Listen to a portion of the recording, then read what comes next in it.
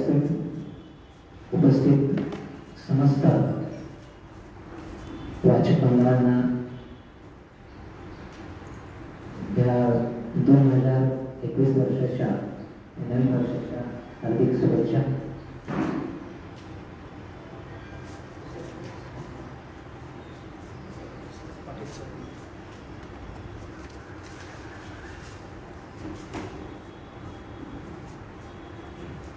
याच्या या अद्वितीय अकल्पनीय असा हा सुंदर प्रवास सारा कवितेच्या मनात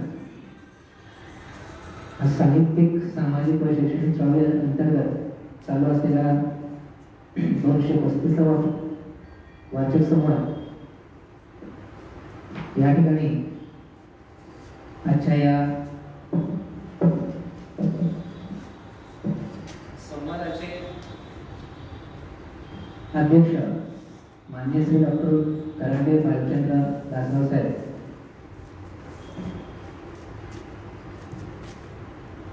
तुम्हा सर्वांना पुन्हा एकदा मी श्रीनिवास सुभद्राबाई जाधव हा एक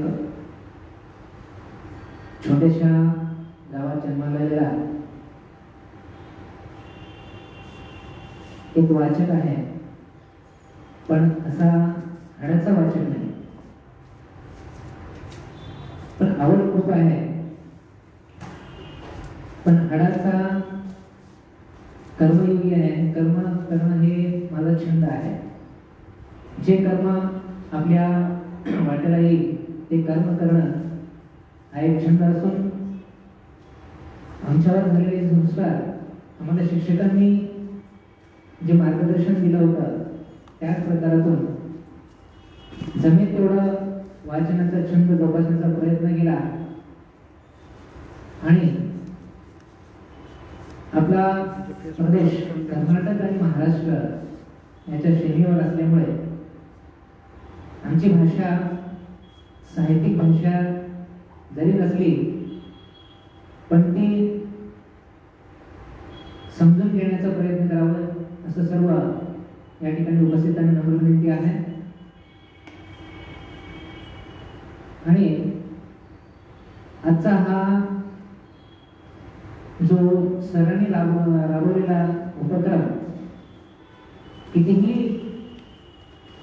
अंतःकरणातून शब्दातून वर्णन करणं शक्य नाही. हे एक अद्वितीय उपक्रम सरांनी केलेले आहेत आणि या मंचावरती आतापर्यंत 234 महान व्यक्तींनी आपल्या वाचकातून तुम्हा सर्वांना मंत्रमुग्ध केलेला आहे आणि तुमच्या त्या तृष्णेला उत्कृष्ट अशी तृप्ती देण्याचा प्रयत्न केलेला आहे. बरेच मी संवाद पाहिला युट्यूबवरती, खूप खूप सुंदर व्याकरणबद्ध, विचारबद्ध, तत्वबद्ध अशा सुंदर विचारातून त्यांनी आपलं वक्तव्य आपल्या त्या साहित्य कृतीतून त्या पुस्तकातून तुम्हा सर्वांना आनंदित केलेला आहे. सरांचा परिचय नुकताच 1 वर्ष झालं माझ्या शाळेवरून जात असताना आमचे साडू अजित दादा सरांसोबत सहज परिचय झाला आणि साहित्याची आवड असल्यामुळं त्यांचीही कृती मनाला भारावून गेली आणि ते कार्यक्रम पण ऐकतच राहावं ही अपेक्षा असताना सहज सरांनी म्हणले की तुम्ही सुद्धा या वाचक संवादामध्ये भाग घेतला तर बरं होईल. असं विचार करत असताना आणि मलाही पुस्तक वाचण्याचा छंद होता. सहज माझ्या 234वा जो पुष्प होता तो भालकी तालुक्यातील आमचे एक थोर साहित्यिक हरिहरराव जाधव यांच्या कार्यक्रमासाठी मी गेलो असताना सहज त्या ठिकाणी कल्पना आली की आपणही या वाचक संवादामध्ये एक दिवस भाग घेतला पाहिजे. म्हणून सहज विचारला असताना कामाच्या व्यापामध्ये आम्हाला वाचनाला वेळ जरी मिळाला नसला तरी एक वेळा पुस्तक हातात लागल्यानंतर ते पुस्तक संपेपर्यंत न सोडण्याचा छंद मी कधी कधी जपत असतो. त्याच प्रकारातून हे पुस्तक लोकांना आणि बऱ्याच असे कामाच्या व्यापामधून कोणाला रिवाईज करणं झालेलं नाही. पण हा प्रवास उद्योजक हा शरद तांदळे बीड जिल्ह्यामध्ये एक छोटंसं गाव वांजरवाडी या गावामध्ये एक माध्यमिक शिक्षक असणारे त्यांचे वडील आपल्या मुलांना उत्कृष्ट शिक्षण द्यावं या हेतूनं आपलं गाव सोडून ते शहरामध्ये येतात आणि हल्लीचा ट्रेंड तेच चालू आहे. बरेच पालक आज जे 21व्या शतकामध्ये जगतात ते फक्त आणि फक्त लेकरांच्या शिक्षणासाठी धडपड करत असतात. यापूर्वी समाजामध्ये चर्चा असायची तुम्हाला शेती किती आहे, मुलं बाळा किती आहे, अशा प्रकारच्या चर्चा होत असायच्या.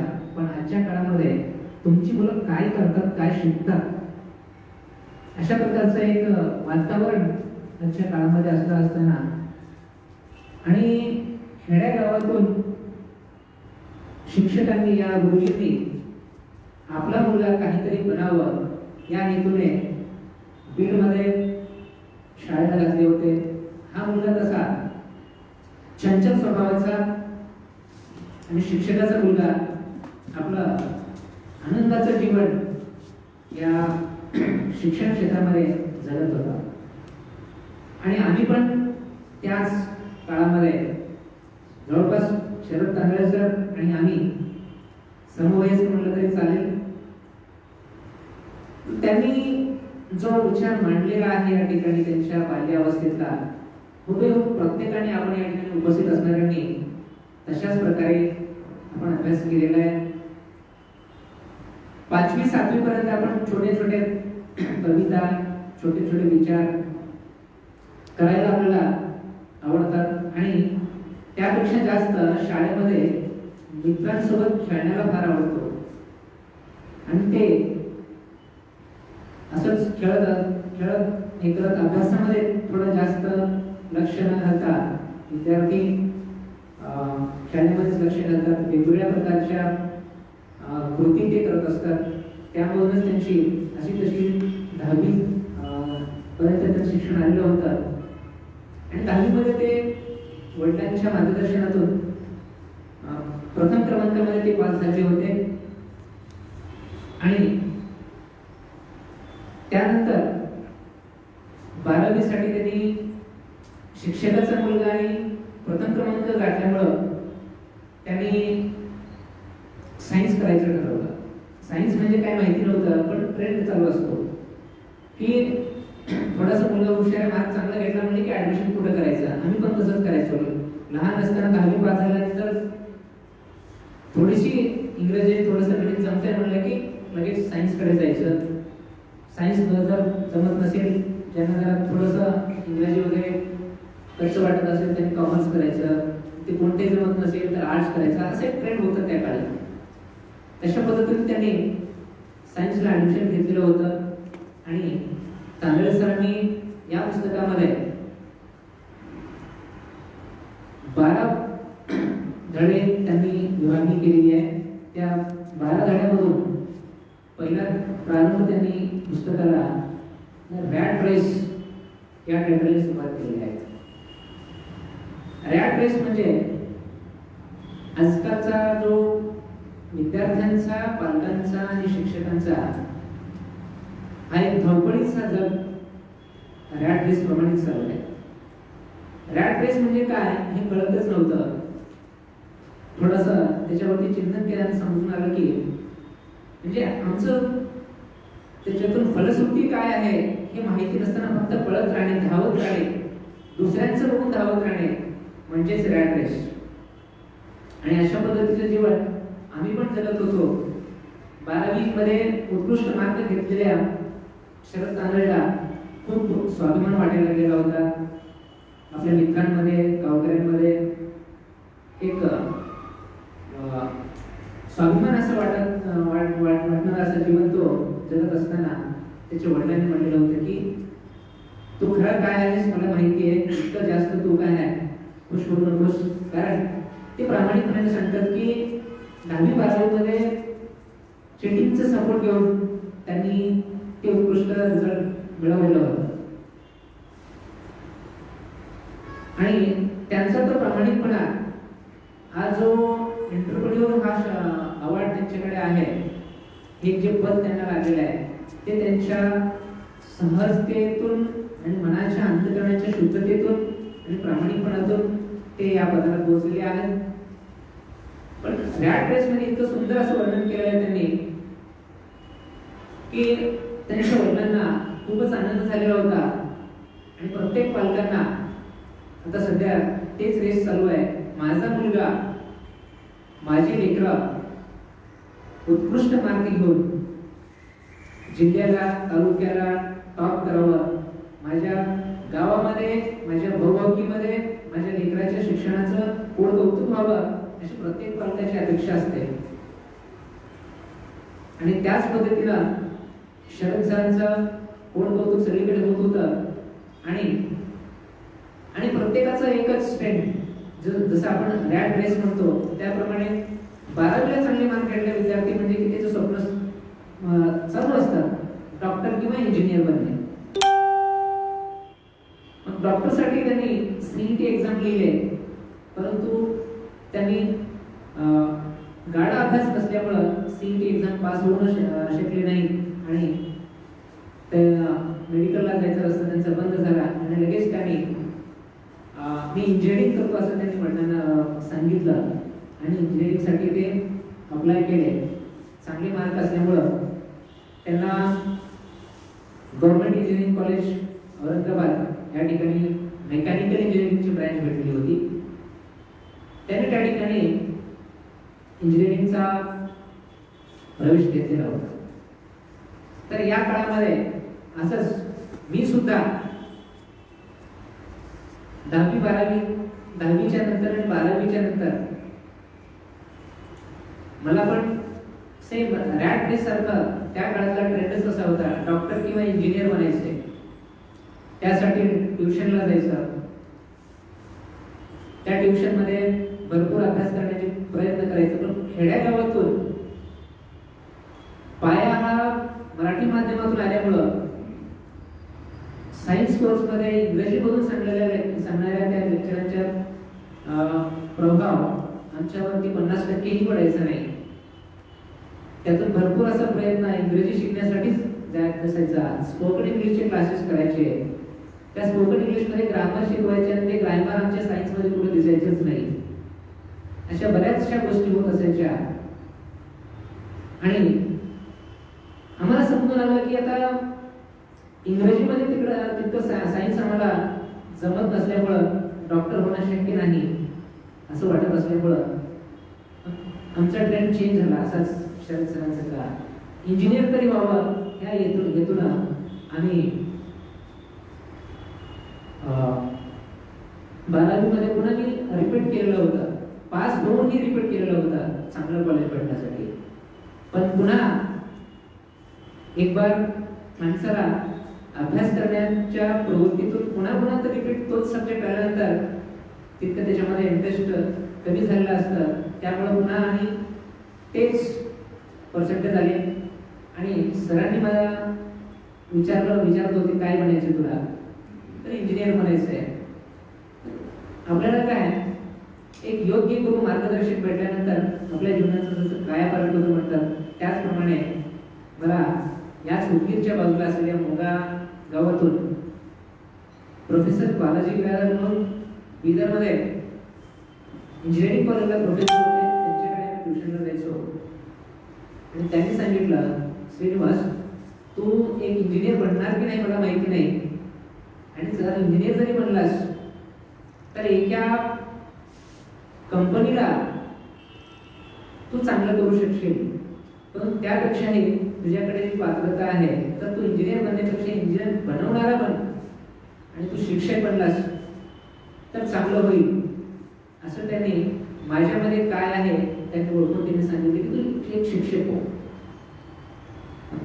त्यांची आज्ञा म्हणून आणि त्यांना सर्वांचा विश्वास होता, माझ्या आईवडिलांचा सुद्धा विश्वास होता, सरांनी जे सांगितले आपण तेच करायचं म्हणून. आणि माझे वडील शिक्षक असल्यामुळे मी तिथून ठरवलं होतं की आपण आता इंजिनिअरिंगचा छंद सोडून बॅचलर सायन्सकडे जायचं आहे. पण लहानपणापासून एकच छंद, विज्ञान हा आवडीचा विषय, म्हणून विज्ञान हा विषय सोडायचा नाही, विज्ञान हा विषय सोडायचा नाही म्हणून तसंच कंटिन्यू केलं. आणि आमचे मित्र माझे विज्ञान सायन्स घेतलेले, खेड्यागावातून आलेले सायन्स घेतलेले मुलं सोडून पुन्हा आर्ट्स जॉईन झालेले होते. आणि तसंच BSc mathematics, computer science and physics या 3 विषयामधून ग्रॅज्युएशन करत गेलो. पुढे असंच BSc संपली. BSc संपल्यानंतर पुन्हा आणि तेच वेळ रॅट रेस, सगळे मित्र इंजिनियर व्हायले, मोठ्या मोठ्या कंपनीमध्ये जॉबला चाललेले. आपणही सॉफ्टवेअर फील्डचा त्यावेळेला ट्रेंड खूप होता. आणि तांदळे सरांनी सुद्धा सॉफ्टवेअर फील्डमध्ये जायचं होतं, परंतु त्यांना पण इंग्रजीची भीती होती आणि कम्प्युटरचं बटन स्टार्टअप सुद्धा माहिती नव्हतं.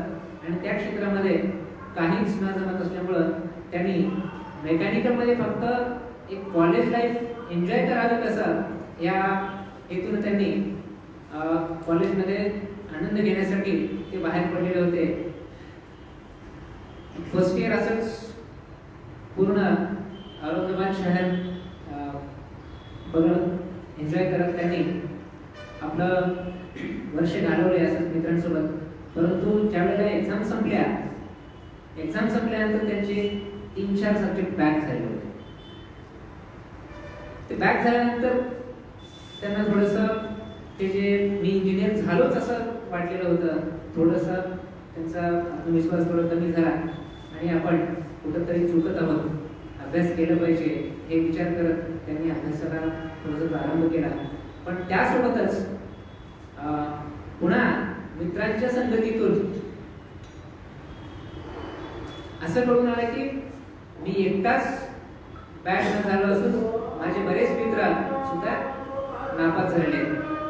आणि पुन्हा त्यांना विश्वास झाला की नापास होणे म्हणजे मी एकटाच असं नाही, तर ते भूषण वाटायला लागलं. इंजिनिअरिंग मध्ये सगळेच मुलं बॅक असतात, काही प्रॉब्लेम नाही. म्हणून त्यांनी तसंच आपल्या कॉलेज लाईफचं एन्जॉय करायचं, मित्रांसोबत गप्पा गोष्टी करायच्या, राजकारणाचं बोलायचं. तशा मोठ्या गव्हर्नमेंट कॉलेजेसमध्ये, कुठल्याही कॉलेजेसमध्ये सुद्धा तिथं लीडर्स असतात, तिथे इलेक्शन्स होतात आणि वेगवेगळ्या जिल्ह्यातून आलेले विद्यार्थ्यांचा तिथं समूह ग्रुप असतो. तशा ग्रुप करून पुन्हा त्यांनी आपलं कॉलेज लाईफचा फक्त आनंद घेण्याचा ट्रेंडच त्यांनी चालू ठेवलेला होता. पण अभ्यासाकडे त्यांनी दुर्लक्ष केलेलं होतं. आणि असंच 2-3 वर्षे संपत गेली, तसंच बॅक राहत गेले. त्यांना तो इंजिनिअरिंग हा ट्रेंड फक्त भूषणासाठीच टाकायचं होतं, अशा उद्देशाने हे काम करत होते. फक्त अभ्यासामध्ये त्यांना तितकं काही रस आलेलं नव्हतं. आणि 4 वर्षाची इंजिनिअरिंग त्यांनी 6 वर्षामध्ये पूर्ण केलेली होती. तर एक बार माणसाला अभ्यास करण्याच्या छंदातून बाजूला गेलं की पुन्हा त्यामध्ये रस येत नसतो. तसं वाचण्याचा छंद भरपूर होता, पण साहित्य वाचण्याचा छंद शरद सरांना असल्यामुळे त्यांनी इतर पुस्तकं वाचायची, कुठलीही साहित्याचे पुस्तकं घ्यायची, वाचायचे आणि आपल्या मेकॅनिकल ट्रेनची पुस्तकं ते वाचायचे नाही. असं करत इंजिनिअरिंग संपल्यानंतर त्यांनी आता जॉब करायचं म्हणजे अवघड, कारण रिझल्ट 6 वर्ष इंजिनिअरिंग काढायला लागले.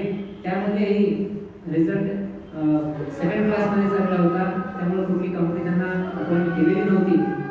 त्यामुळं आता कसं करायचं, असंच टाइमपास जीवन आता बंद करावं लागणार होतं.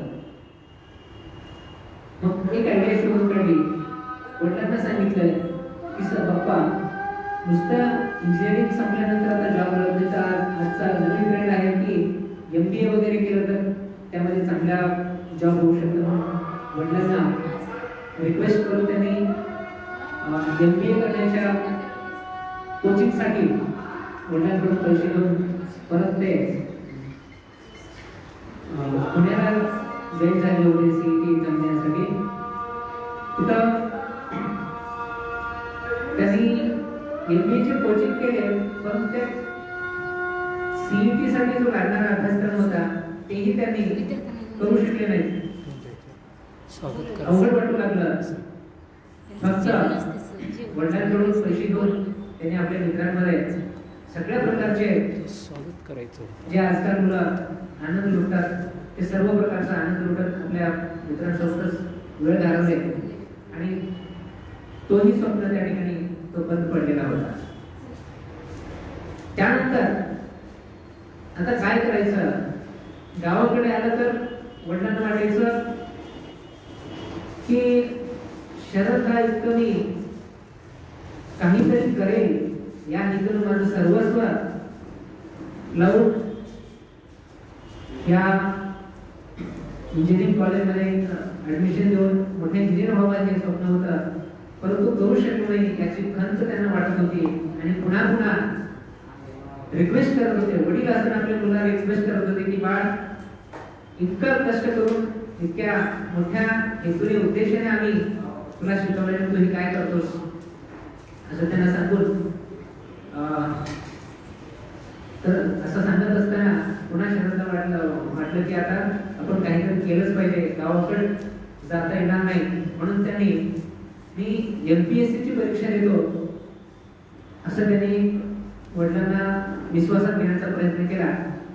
आणि एमपीएससीच्या परीक्षेसाठी तयारी करणार म्हटल्यानंतर आता कुणाच्या वडिलांना तेवढा मोठा अधिकारी मुलगा होण्याची तयारी करतोय म्हणजे खरंच वाटलेलं होतं. कारण शरद सरांना साहित्य वाचण्याचं, जनरल नॉलेज वाचण्याचं छंद होता, फक्त त्यांनी त्या टेक्निकल कोर्सेसमध्ये त्यांना इंटरेस्ट आलेला होता.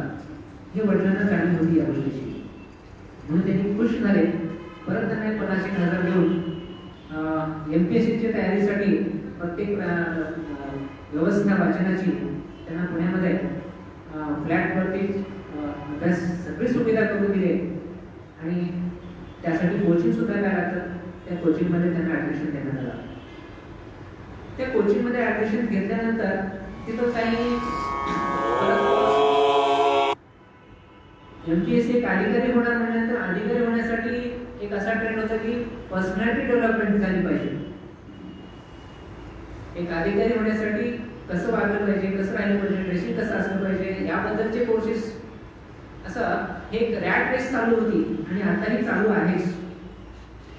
या रॅट रेसचा संबंध खूप माणसाच्या खऱ्या हेतूला आपल्या भारतामध्ये शिक्षणाचा खरा अर्थच ही रॅट रेस काय आहे ओढून टाकलेली आहे.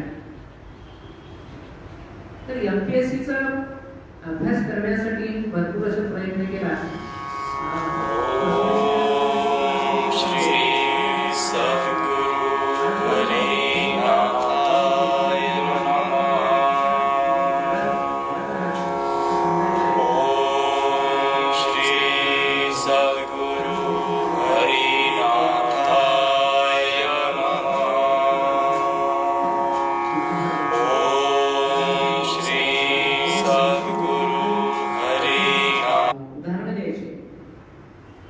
एका गरीबाचा मुलगा खूप अभ्यास केला आणि एकाच ट्रेंडमध्ये पास झाला. असे बरेच अनेक उदाहरण त्यांना मोटिवेट करायचे, मोटिवेशन इन्स्पिरेशन करायचे. तर असं प्रोत्साहन करून त्या सरांनी भरपूर असं त्यांना इन्स्पिरेशन देण्याचा प्रयत्न केला होता. यांनी पण तशा इन्स्पिरेशन बुक्स आणले होते, ते वाचत असायचे. असे 5-6 महिने वाचन करण्याचा प्रयत्न केला. पण तिथं पुढे 18 तास त्यावेळेला वाचावं लागत असायचं आणि ते सिलेबस वास्ट होत गेलेलं होतं. आणि त्यामध्ये काही विषय त्यांच्या आवडीचे होते आणि काही उपयुक्त लागणारे काही विषयामध्ये त्यांना इंटरेस्ट न आल्यामुळं तेही लवकरच त्यांनी समजून घ्यावं की त्यांना मी एमपीएससीला सुद्धा एलिजिबल होण्याच्या लायक नाही असं मला वाटलं त्यांना. वडिलांना सांगितले की पप्पा मला आता एमपीएससी सुद्धा होणं शक्य नाही, म्हणून तुम्ही आता जास्त माझ्यावरती पैसा खर्च करू नका, मी काहीतरी जॉबचं बघतो, असं त्यांनी जॉब बघण्यासाठी सुरुवात केलेली होती. आता काय जॉब करायचा ह्या विचारामध्ये 2-3 महिने घालवले त्यांनी. आणि त्यांनी इतकं सुंदर वर्णन केलेलं आहे, पुन्हा पुन्हा वाचनामध्ये येणारच आहे ते. आम्ही वाचत असताना, आता थोडासा UPSCचा अभ्यास करत असताना राज्यशास्त्र, नागरिकशास्त्र, भारताचं राजकारण अशा गोष्टी ते वाचल्यामुळं आणि भारत देश आपला अनेक जातीबंधांनी, विचारधारांनी नटलेला असल्यामुळं प्रत्येक समाजातून राजकीय वातावरणात आपापल्या जातीय नेत्यांच्या एक प्रतिष्ठित आदर्श मानून त्याच विचाराने ते चालत असतात. आणि नुकतंच वाटत असते की आमच्या समाजावर खूप अन्याय झालेला आहे, काय करायचं, त्याबद्दल चळवळ करायची, स्ट्राईक करायचं, कुठल्या तरी एका राजकीय नेत्याच्या मागे लागून जाऊन आपण त्यांचा जय जयकार करत घ्यायचा. अशा अनेक गोष्टीकडे त्यांचं टाइम जाऊ लागलं, कारण या अभ्यासाच्या पडद्यावरून ते थोडंसं बाहेर आलेले होते. त्यामुळे असे बरेच विचार चालू असताना पुन्हा त्यांनी इथं त्यांचा एक तात्विक जो नाळ होती, त्या शिक्षकाचा मुलगा आणि विचारवंताचा मुलगा असल्यामुळं त्यांची फिलॉसॉफिकल बेस जे होता, अंतरात्मा ज्याला म्हणतो आम्ही, तो अंतरात्मा मात्र तशा अनैच्छिक गोष्टीकडे त्यांना जाऊ देत नव्हतं. ही खूप महत्वाची गोष्ट होती त्यांच्याकडे. त्यासाठी एक इंग्रजीमधून एक पुस्तक आहे, the power of subconscious mind म्हणून. जसं कम्प्युटर माहिती आहे आपल्याला कम्प्युटरला सुद्धा 2 मेमरी असतात, एक टेम्पररी मेमरी, एक परमनंट मेमरी. तशा प्रकारे आपल्या सुद्धा स्मरणामध्ये 2 प्रकारच्या मेमरीज असतात, टेम्पररी आणि परमनंट. तर आम्ही ज्याला म्हणतो, एक आमचं बाह्यमन आणि एक अंतर्मन म्हणतो. ज्या वेळेला आम्ही स्टार्टिंगला सुरुवातीला ड्रायव्हिंग करत असतो, ड्रायव्हिंग शिकत असताना टेम्पररी मेमरीमध्ये आम्हाला सांगितलं जाते की क्लास असं करायचं, स्टेरिंग असं करायचं, गेअर असं टाकायचं आहे. बऱ्याच वेळा सांगूनही आपल्याला काय त्याच्याकडे लक्ष बसत नसते. परंतु ज्या वेळेला आपण पुन्हा सराव करतो, सराव केल्यानंतर ते टेम्पररीचं परमनंट मेमरीमध्ये स्टोअर झाल्यानंतर पुन्हा एक ड्रायव्हिंग शिकल्यानंतर तुम्ही कुणीकडेही लक्ष द्या, ऑटोमॅटिक ते आपले अवयव ते कार्य करण्यासाठी सज्ज असतात. म्हणजे अंतर्मनामध्ये ते सराव झालेला असते. तशा प्रकारे काय आहे, हे सगळं त्या the power of subconscious mind मध्ये इतकं सुंदर त्या सबकॉन्शियस माइंडचं वर्णन केलेलं आहे. आपण जर इंग्रजीमध्ये ते मराठीमध्ये ट्रान्सलेशन आलेले असते, गोष्टी पुस्तक आलेले आहेत ते, तर सुंदर वर्णन आहे त्याच्यामध्ये. मला तिकडं जायचं नाही होता. तर ते सबकॉन्शियस माइंड शरद सरांचा त्या मार्गाकडे जाऊ देत नव्हतं. म्हणून त्यांनी वडिलांकडून येणाऱ्या थोड्याच पैशांमधून त्यांनी जगत असताना, जॉब सर्च करत असताना त्यांना खूपच कटू असे अनुभव आले. सर्व मित्र त्यांचे 2-3 वर्ष, 4-4 वर्ष मल्टी लेवल कंपनीजमध्ये जॉब करत होते आणि त्यांना पेमेंटचं पॅकेज 10 लाख, 15 लाख, 20 लाख आणखी जॉब मिळत नव्हता. आणि अगोदर मित्रांमध्ये खर्च करून सवय पडल्यामुळं ती सवय बंद होत नव्हती आणि वडिलांनी दिलेला पैसा पुरत नव्हता. पैसा पुरत नव्हता म्हणून काहीतरी पैसा कमवावा या विचारातून त्यांनी बरेच काही प्रयत्न केला आणि आता सुद्धा चालू आहेत. चेन मार्केटिंगचे बिझनेस कोणीतरी त्यांच्या फ्रेंडने आणलं आणि त्या चेन मार्केटिंगमध्ये एक मेंबर केल्यानंतर पुन्हा त्यांनी 3 मेंबर करायचे. त्याच्यातून कमिशन आपल्याला मिळतं, त्या कमिशनवरती आपण पुढचे दिवस काढू असे विचार करण्याचा प्रयत्न केला त्यांच्या काही मित्रांनी. पण दुर्दैवानं त्यांच्याकडे त्या मेंबरशिप होण्यासाठी लागणारे 350 रुपये सुद्धा नव्हते आणि सांगितले की माझ्याकडे ते फॉर्म भरण्यासाठी सुद्धा पैसे नाही.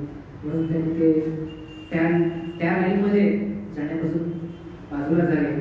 काहीतरी बिझनेस करावा का असे विचार केले, पण बिझनेस करण्यासाठी इन्व्हेस्टमेंट लागतं असा विचार केले आणि त्या बिझनेस करण्यासाठी काहीतरी ॲसेट लागतं हे विचार करून वडिलांना विचारले की पप्पा मला आता जॉब सुद्धा लागणं शक्य दिसत नाहीये, भरपूर फिरलेलो आहे, कुठेही कंपनीमध्ये जॉब भेटत नाही, म्हणून मला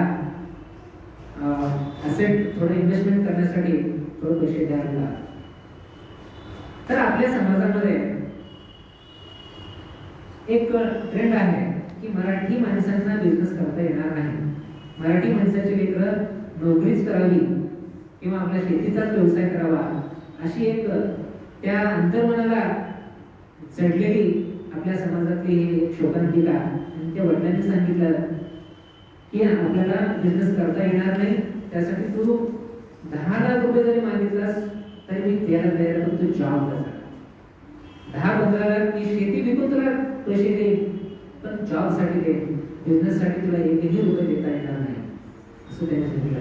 त्यावेळेस शरद सरांनी सांगितलं नाही पप्पा, माझं इच्छा ही जॉब करण्यामध्येच आहे. तेव्हा त्यांनी एक सुंदर अशी कहाणी सांगितलेली आहे आणि ही तात्विक कहाणी इथूनच शरद कानडे सरांच्या टर्निंग पॉइंटला कारणीभूत झालेला हा प्रसंग. आणि मी सुद्धा विद्यार्थ्यांना ही कहाणी सांगतो छोटी. ती असते फुलपाखराचा जन्म. फुलपाखराच्या जन्माची कहाणी ते सांगतात.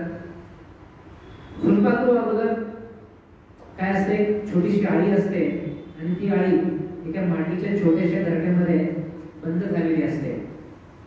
ती बंद झालेली आळी सतत फुलपाखरू होण्याचा ध्यास करत असते आणि ते ध्यास करत असताना जर बाहेरून तो मातीचा ढिगारा जर फोडला गेला तर ती आळी भरून जाते आणि जर आतून तो ढिगारा ती आळी फोडण्यामध्ये यशस्वी झाली तर ती फुलपाखरू बनून बाहेर आपलं अस्तित्व घडवते. तर तुला मी दिलेला पैसा म्हणजे बाहेरून फोडण्यासारखा आहे, तुझ्या आतून प्रेरणेने तू स्वतःचं विश्व शून्यातून निर्माण कर, तिथून तुला नवं जग नव्यानं बघता येईल, असं त्या शरद सरांच्या वडिलांनी अतिशय सुंदर असं समजावून सांगितलेलं आहे. खूप सुंदर, खूप साध्या भाषेमध्ये सरांनी आपल्या बुकमध्ये वर्णन केलेलं आहे. तरी तिथून त्यांनी आता मनात पक्क ठरवलं की आता वडिलांना पैसे सुद्धा मागायचे नाही आणि कुठल्या दुसऱ्या भानगडीत जायचं नाही, जॉबच करायचा. मग त्यांनी आपला बायोडाटा, आपला रेझ्यूम चे एक 100-150 झेरॉक्स त्यांनी काढले. काढून प्रत्येक कंपनीमध्ये, पुण्याच्या इंडस्ट्रीयलमध्ये प्रत्येक कंपनीमध्ये आपला बायोडाटा टाकायचा आणि प्रत्येक कंपनीच्या मॅनेजरांना भेटायचं, कसलाही जॉब चालेल परंतु मला जॉब द्या. बिझनेस करायचा सुद्धा भरपूर प्रयत्न केला त्यांनी. काडीपेट्याचे बिझनेस करायचा, कुठलाही बिझनेस करायचा म्हणजे त्याला इन्व्हेस्टमेंट लागतेच. मग आता वडिलांनंतर मागायचं नाही, मित्रांकडून मागायला, म्हणजे पार्टनरशिप मध्ये बिझनेस करायचा असं विचार केले. बऱ्याच मित्रांनी केले, आम्ही सुद्धा केलेलं होतं स्टार्टिंग मध्ये. पण पार्टनरशिपच्या बिझनेसच्या विचारामध्ये कसं असतं, माणूस कृती करण्याच्या अगोदर साफल्य त्याचे स्वप्न बघत असतो आणि त्याच्या मनामध्ये असे स्वप्न येऊ लागले त्या मित्रांच्या की आम्ही म्हणून कंपनी जर घातली, प्रॉफिट व्हायला लागलं तर सर्वांना प्रॉफिट का द्यायचं, प्रॉफिट आम्हाला जास्त मिळालं पाहिजे. असं कंपनी स्टार्ट करण्याच्या अगोदरच प्रॉफिट बद्दल विचार करत असताना त्याच्या डोक्यात एक विचार आला, पार्टनरशिप मध्ये सुद्धा बिझनेस करणं हा धोक्याचा आहे. म्हणून त्यांनी आपलं पार्टनरशिपचा सुद्धा डोक्यातून काढून टाकलं आणि थोडे पैसे मिळवण्यापुरता आपण सुरुवातीला जॉब केला पाहिजे. म्हणून त्यांनी जॉब एका कंपनीमध्ये रिक्वेस्ट करून जॉब घेतला आणि त्यांच्या आयुष्याचा पहिला यश त्यांना तिथं आलं. एका छोट्याशा जुन्या 2 मशिनी असलेल्या कंपनीमध्ये त्यांना जॉब भेटला आणि त्यांनी तिथून फक्त 5,000 पेमेंटची जॉब त्यांना भेटली होती. तिथे गेल्यानंतर तिथे 4 बिहारी कर्मचारी काम करत होते. गेल्यानंतर पहिल्या दिवशी जॉबला गेल्यानंतर ते बिहारी लोक यांना शिकवायला लागले, इंजीनियर साहब तो यहाँ जरूरी नहीं है, ये 2 मशीन तो हम ही काम करते, इस पर तुम्हारी क्या जरूरत है. असं म्हणल्यानंतर त्यांना रिक्वेस्ट केली, बाबा माझे प्रोग्राम क्लास भरपूर असं मेहनत करतो, बऱ्याच वर्षानंतर मला हे आनंदाच्या क्षणांमध्ये म्हणून त्यांना रिक्वेस्ट केली, त्यांना आपलंसं करून घेतलं, त्यांना प्रेमानं बोलू लागले, त्यांची कामं हे करायला लागले. तर या ठिकाणी ते सांगतात की माणसाकडे एक ॲबिलिटी जरी नसली तरी माणसं कमवण्याचा एक कौशल्य आपल्याकडे असेल तर तो माणूस जगतो आणि मोठा म्हणला त्याला मदत होऊ शकतं असं त्यांनी सांगितलंय त्या ठिकाणी. तर त्या बिहारी लोकांच्या सहवास साधून त्यांनी तिथं काम करायला शिकला आणि अगोदर 6-6 महिने वेस्ट करून खूप एन्जॉय केलेला होता. तसा जॉब मिळालेल्या खुशीमध्ये मित्रांना पार्टी देण्यासाठी त्यांनी 1-2 दिवस सुट्टी मारलेली होती. शेवटच्या दिवशी पगार आला असताना 3,500च पगार त्यांच्या हातामध्ये आली आणि त्यांना खूप मोठं दुःख झालं की इतकं कष्ट करून माझे पैसे कमी झाले की त्यांना पैशाचं मोल त्या ठिकाणी कळालेलं होतं. आणि त्यातून त्यांनी पुन्हा हे पैसे असं वेस्ट होऊ द्यायचे तसा विचार केला. पुन्हा मित्रांमध्ये इतक्या मोठ्या पगाराची नोकऱ्या असल्यामुळं ही पगार काही परवडत नाही हा विचार करून त्याने एका मित्राने सल्ला दिला की बाबा तू एक सॅप नावाचा नवीन कोर्स केला आहे, ते सॅप कोर्स केला तर तुझा पण पगार लाखाच्या पुढून जाईल. असं एका मित्राच्या सल्ल्यानं त्यांनी त्या कंपनीतून एक्झिट व्हायचा प्लॅन केला. माणसाच्या आयुष्यामध्ये योग्य मेंटर न भेटल्यामुळे माणसाचा प्रवास खूप दूरवर जातो आणि तशा प्रकारे त्यांनी पुन्हा ते जॉब सोडले आणि हैदराबादला जाऊन सॅपचा कोर्स केले. सॅपचा कोर्स केल्यानंतर परत पुन्हा जॉब शोधायला लागले. त्या आजच्या जॉब इम्प्रूव्ह केला आणि माणूस एकदा हातात फोन केल्यानंतर अंधश्रद्धेला बळी पडतो कसा हे सुद्धा त्या ठिकाणी सांगितलेलं आहे.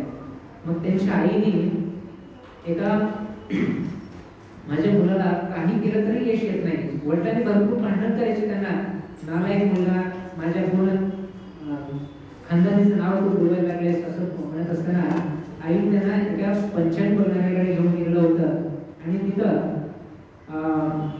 पंचायत बोलल्यानंतर ते काढले की बाबा तुझ्या नावाने तुझ्या राशीवर 7.5 वर्षाचा शनी आहे आणि तुला काही यश येणं अवघड आहे असं म्हटल्यानंतर जवळपास यांचे 7 वर्ष संपत आलेले होते. म्हणजे इंजिनिअरिंग संपल्यापासून आतापर्यंत 7 वर्ष झाले होते. यांना वाटलं की बाबा 7.5 वर्षाचे 7 वर्ष आता संपले, 5-6 महिन्यानंतर माझी शनी संपणार आहे असं विचार करून ते पंडितांना म्हणले की आता फक्त 6 महिने आहे. त्यांनी सांगितलं की तुझ्या 7.5 वर्षाचं बोधी आत्ता चालू होत आहे, इथून पुढे 7.5 वर्ष शनी येणार असं ते पंडितांनी सांगितलेलं होतं. पुन्हा आम्ही खूपच दुःख झालं. पण याला पर्याय काय? तर पर्याय काय म्हणजे उदाहरण दिले. अमिताभ बच्चनला सुद्धा खूप मोठा धोका झालेला होता. त्यांचं सुद्धा सर्व अस्तित्व संपुष्टात आलेलं होतं. पण त्यांना एका चांगल्या नवग्रहाची अंगठी त्यांच्या हातामध्ये घातल्यानंतर त्यांना यश आलं. तसं मी तुम्हाला एक ओरिजिनल अंगठी देतो, मी घाला तुम्हाला यश येईल असं त्यांना सांगितलं होतं आणि तो अंगठी घातला. आता त्यांना माणसाला अपयश येत असताना कुठल्याही माणसाचं खरं वाटायला लागतं आणि ते तसं वागायला लागतं. तसंच शरद सरांनी सुद्धा त्या पद्धतीप्रमाणे अंगठी घालून पुन्हा एकदा पुण्याला आले. आनंदानं आता मला नक्कीच जॉब भेटणार अशा विचारातून ते आले, परंतु तिथेही त्यांना सक्सेस भेटलं नाही. पुन्हा आणि त्यांच्या आईने त्या पंडिताकडे गेलं, माझ्या मुलांना काहीच फायदा झालेला नाही. तेव्हा त्यांनी सांगितलं नारायण नागवळे नावाचे हे शांती हवन करायचं असतं ते करा तुम्ही.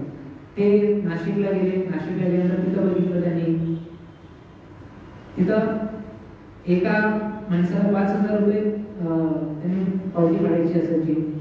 एकाच वेळी 50 लोकांना त्यांनी तिथे बसवून एका 3 तासासाठी 50 लोकांना 5,000 असं 2.5 लाख रुपये एका दिवसामध्ये, अर्ध्या दिवसामध्ये ते कमाई करत होते आणि यांची एका महिन्याची कमाई 3,500. आश्चर्य वाटलं खूपच, परंतु ते पण कमाई योग्य नाही असं त्यांना वाटलं आणि काही करून कष्ट करायचंच हा विचार करून पुन्हा एकदा त्यांच्या डोक्यामध्ये आलं की हे सगळं जे मी अंधश्रद्धेला बळी पडलो यामध्ये सुद्धा वेळ वाया गेला असं समजून त्यांनी आपला त्या अंगठी वगैरे सर्व काही काढून टाकले. सर्व काही काढून टाकून पुन्हा ज्या ठिकाणी ते 3,000ची नोकरी केलेली होती त्या कॉलनीमध्ये तिथे एक इंजिनियर होते. त्या इंजिनियरच्या मार्गदर्शनाने, रिक्वेस्टने त्यांनी स्वतःच एक कॉन्टॅक्ट बिझनेस करावं असं त्यांच्या मनामध्ये आलं आणि त्यांनी एक कॉन्ट्रॅक्टर बनायचं ठरवलं. मग त्या इंजिनियरनी म्हणलं माझ्याकडे तर काहीच नाही तर त्यांनी म्हणले मी तुला सपोर्ट करतो आणि तू काय कर, इथे काम आहे. मी त्या बिहारी मजुरांसोबत काम केलेलं त्यांना अनुभव असल्यामुळं त्यांना ते काम सोपं झालं. एक 15,000चा टेंडर आहे, तो टेंडर तो घ्यायचा आणि ट्रान्सफॉर्मर सेटिंगचं काम आहे, ते काम कर आणि तुला इथून पैसे भरतो. मग त्यांनी तयारी झाली. आता मनात खचून धरलेलं होतं की काही करून आता काम करायचं म्हणजे करायचं.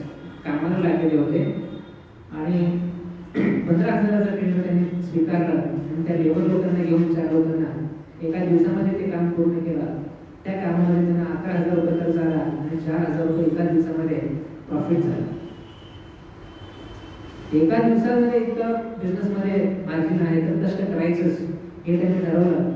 आणि असंच ते इंजिनियर सोबत साहेबांसोबत बिझनेस करत थोडं त्यांच्या कामामध्ये वृद्धी यायला लागली. एक एक टेंडर त्यांनी घेत जायला लागले. पुन्हा ते टेंडर घेतल्यानंतर क्वालिटी काम करायचं, कष्ट करायचं, पाहिजे तेवढं कमी मार्जिनमध्ये उत्कृष्ट लेवलचं काम करण्याचं सेवा आणि सर्व्हिस त्यांनी दिलेलं होतं. त्यामध्ये त्यांनी इतकं सुंदर वर्णन केलेलं आहे की नुसतं बिझनेस करायला येणं म्हणजे माणूस मोठा होत नसतो. ते विचार आणि ते क्वालिटी आणि मनामध्ये आपला बिझनेस त्या मोठ्या लेवलला घेऊन जाण्याचं एक ध्येय माणसाकडे असलं पाहिजे. माझा एक मित्र आहे, कला असते माणसाकडे, कौशल्य असतं भरपूर, पण स्वप्न नसली की माणूस तो तिथंच थांबलेला असतो. डॉक्टर APJ अब्दुल कलाम यांचं मेमोरियल जे पार्क आहे त्या मेमोरियल पार्कचं पूर्ण डिझाईन माझा मित्र केलेलं आहे. परंतु त्याचे स्वप्नच काही नसल्यामुळं आज तो इंटरनॅशनल लेवलचा एक कलाकार आणि दुसऱ्या माणसासाठी काम करून देतो आणि तो दुसऱ्या माणूस नॅशनल लेवलमध्ये कोसेनावर मोठा आर्टिस्ट आहे, नाव त्याचं होतं आणि माझा मित्र तिथं काम करतो. तर माणसाचे ध्येय आणि परिश्रम हे दोन्ही जर पॅरलल असले, समांतर असले तर त्याच्या उन्नतीला कोण ठेवलं. पण पाखराला सुद्धा उडण्यासाठी एक पंख अजून त्याला चालता येणार नाही. दोन पंख असले पाहिजे, ध्येय आणि परिश्रम, आणि ते दोन्ही समांतर समान गतीने चाललं पाहिजे. तेव्हा मात्र माणसाला भरारी घेता येते. आणि अशा त्या टेंडर बिझनेसमध्ये त्यांनी चालू असताना जवळपास मोठी आता टेंडर त्यांना येऊ लागली. आणि त्या टेंडर बिझनेसमध्ये गव्हर्नमेंटचे जेव्हा टेंडर घ्यायचे असतात तेव्हा अगोदर आपण स्वतःचा खर्च घालून बिझनेस करायचा असतो, नंतर ते टेंडरचे डीलिंग होत असतात. तर अशासाठी त्यांना 2 लाख रुपये लागणार होते, पण ते 2 लाख त्यांच्याकडे नव्हते. त्यांनी पुन्हा वडिलांना विचारलं, मला 2 लाखाची गरज आहे, बिझनेससाठी माझ्याकडून पैसे मिळणार नाही, काय करायचं? बँक लोन करायचं. बँक लोनसाठी भरपूर प्रयत्न केले, बँक लोन सुद्धा भेटले नाही. बरेच प्रयत्न करून पुन्हा एकदा एक बँक त्यांना लोन देण्यासाठी तयार झाली. लोन घेतले, लोन घेऊन त्यांनी बिझनेस पुन्हा ते गव्हर्नमेंट टेंडर जितकं लवकर. आणि आणखी बरेच काही प्रसंग असे आहेत ते एका तासामध्ये सांगणं शक्य नाही. आपण पुस्तक वाचावं, अतिशय सुंदर, एक बार हातात धरल्यानंतर सोडवच वाटत नाही, इतकं सुंदर वर्णन आहे त्यामध्ये. ते कष्ट करत गेले, टेंडर मोठे टेंडर घेत गेले. त्यानंतर एके दिवशी त्यांना मुंबईवरून फोन आला की शरद, आणि तुझ्या बिझनेससाठी नॅशनल लेवलमध्ये 24 चांगल्या बिझनेसपैकी तुझाही नंबर त्यामध्ये आलेला आहे. त्यासाठी तुझ्या कंपनीचं जे इन्फॉर्मेशन आहे ते सर्व द्यायचं, ते शूटिंगला येणार आहे, व्हिडिओ करणार आहेत. म्हणून सांगितल्यानंतर त्यांनी ते व्हिडिओ करून घेतलं त्यांचं. आणि त्यांनाही खुशी झाला, आनंद झाला की माझं काम आता कुठंतरी बघण्यालायक झालेलं आहे का. आणि ते व्हिडिओ करून पाठवण्यात आला. आणि त्या 24 नॅशनल लेवलच्या बिझनेसमॅनचा बायोडाटा हा गेला होता लंडनच्या चार्ल्स प्रिन्सकडे. जागतिक लेवलमध्ये हे इंग्रज 7 समुद्रावर राज्य कसं केलं याबद्दलचा विचार त्यांच्या मनामध्ये आला होता. आणि तिथून पुलावा आला म्हणल्यामुळं थोडासा आनंद झालेला होता. आणि पहिल्यांदाच त्यांना या अवॉर्डसाठी the entrepreneur youngest entrepreneur of the world हा एक त्या लंडनचा एक सोशल ऑर्गनायझेशन कडून तो अवॉर्ड दिला जातो, त्यासाठी हे नॉमिनेट झालेले होते. आणि विमानाचा तिकीट सुद्धा तिथूनच आलेला होता. आता जाणार आहे, विमानामध्ये बसणार होते. म्हणजे तर बिझनेसच्या टेंडरचं सगळं आपल्या हाताखालच्या सर्व सभासदांना सांगून त्यांनी पुढे दिलेलं होतं. आणि विमानामध्ये पहिल्या दिवशी बसत असताना त्यांच्या डोक्यात आलं की हे इंग्रज हे इतके हुशार कसे, ज्यांनी विमानाचा शोध लावला, इतकं सुंदर असं हे झालं, असं विचार करत असताना त्यांना आपल्या भारतातल्या साहित्याचा इतिहासाचं त्यांनी आठवण आली की हजारो वर्षापूर्वी माझ्या देशामध्ये, आपल्या देशामध्ये श्रीलंकेहून एक माणूस पुष्पक विमान घेऊन सीतेला घेऊन येण्यासाठी आला होता. तो पुष्पक विमान कसा तयार केलेला असेल, खरी उत्पत्ती तर माझ्या देशातून झाली आहे विमानाची, म्हणून त्याच्या डोक्यामध्ये आलं. आणि तेच विचार करत ते गेल्यानंतर तिथं पुन्हा लंडनमध्ये गेल्यानंतर सर्वात जगाच्या पाठीवरले सर्वच बरेच काही बिझनेसमॅन तिथं आलेले होते. त्यापैकी